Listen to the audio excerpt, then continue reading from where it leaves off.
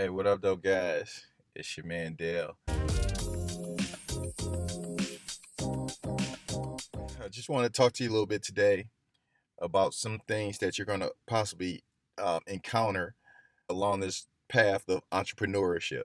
I'm just going to give you a story of something that happened to me. I think at the time, I think I had about three properties, and I was putting out bandit signs. There was this guy who called.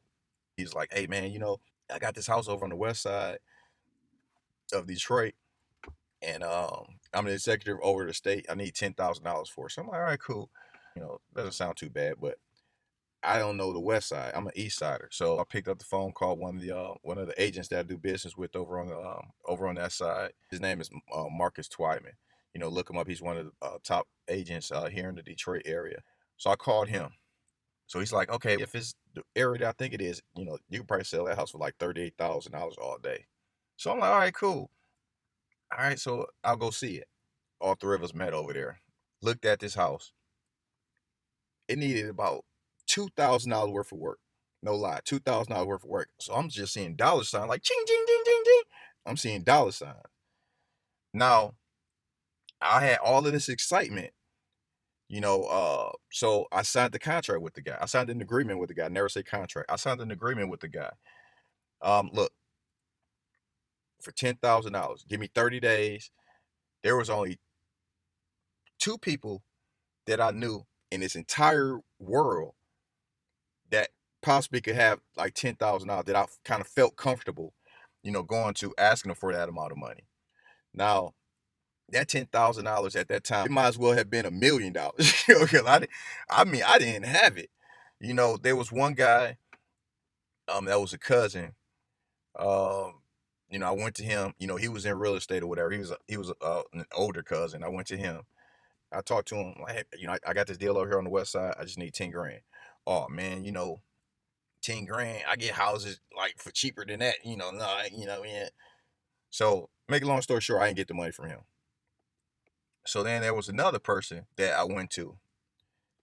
Now with this person, man, I actually drew up a proposal. I'm talking about like Excel spreadsheets, like print out PowerPoint, flip charts, all of this stuff. I put all of this together, and I had three houses at the time. Now I went to this person. I think I was collecting like 2 grand a month or whatever in cash flow. I went to this person. I said, I got three houses. I'm collecting $2,000 a month in rent. Can you just loan me $10,000 and as collateral? I'll put your name on these three houses. If I don't pay you, you can have these three houses. I only need this money for 3 months. But in the meantime, that $2,000 that I'm actually making from these houses, I'll actually pick it up and give it to you. So that's going to actually make me want to work that much harder to get these houses up and going, because I'm giving you my cash flow. And then if I didn't pay you within 5 months, you would have all your money back. It was like a no-brainer deal to me. And you know what this person told me? Oh no, I ain't even got it. I knew they were lying. I knew that they had it. I knew they had it.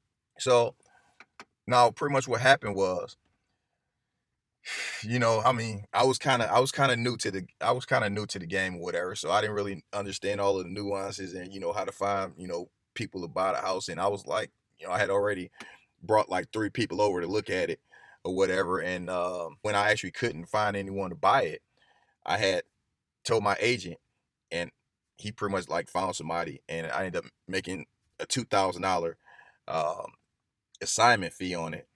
Now, fast forward a year and a half, or it was like a year. I ran into the agent again. I'm asking, I'm like, hey, Marcus, whatever happened to that one house over on Lindsay that I got under the contract? He's like, oh, he's like, the guy went in, put $4,000 worth of work into it, and he sold it for $38,000.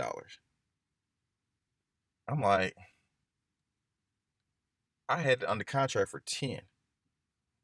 If I would have just been able to come up with that 10,000, if someone would have believed in me, if I would have known more than I knew at the time, I would have been able to come up, or I would have made $28,000. I would have exited the rat race in 4 years. Now, the reason I can say that is it actually took 8 houses for me to actually like feel comfortable leaving the comforts of a 9 to 5 job. But back then, I was buying houses for $5,000. So with the $28,000 profit, I would have actually, bought I would have had more than 8 houses, and I would have really felt comfortable because my bills were less then. I said, you know what? I had to make it happen for myself. So what I did was I had a job. I was working on one of the biggest projects in Detroit within the past like 3 or 4 years. I was in construction or whatever. I had to be up at 5:30, get to work at 7. Man, I was in so much pain physically that I didn't even need an alarm clock. My stomach, like clockwork, would start hurting at 4 o'clock in the morning. I would have to get up, go lay on my back on the floor with my legs up on the couch, kind of like if you can imagine, like somebody sitting in the chair and somebody pushes them over on their back. That's how I was. That's how I was. Laying down or whatever, and that will be the only thing that could actually like make me feel a little bit better. I would go into work, still in pain, working all day. I remember one time they said, you know what? We're coming to the end of this project. You guys could actually work as many hours as you want to. So I said, you telling me that if I want to work 15 hours a day and 15 hours till the job is over, I can do that? They said, yeah. So I'm like, you know what? That's what I'm doing. Even though I was in all of this pain, I was able to do this for 15-hour days, 7 days a week for 2 months straight. In pain. I was in pain. I'm telling you, man. I was having to wake up every morning and lay down on the couch or on the floor with my legs on it just to be able to make it to work. One day I went into work.